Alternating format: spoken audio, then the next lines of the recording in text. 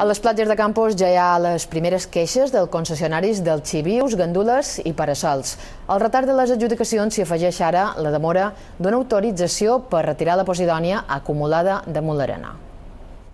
Els caramulls d'algues damunt la primera línia de platja i la seva retirada causen polèmica cada estiu. La mala imatge que ofereixen les platges és motiu de queixa dels concessionaris de les instal·lacions com xivius, parasols i gandules. Nosaltres, si tenim alga, és igual que un comerciant dia que plou. Diuen que quanta alga la gent no ve i se'n va enfadada i protesta. Els concessionaris havien de rebre una autorització per llevar les algues, però passen els dies i no arriba. El problema és que, a les bases de l'adjudicació, la sala va incloure que la retirada s'ha de fer segons uns criteris que ha d'establir la Conselleria de Medi Ambient. Aquests criteris són a punt d'arribar a l'Ajuntament de Campos.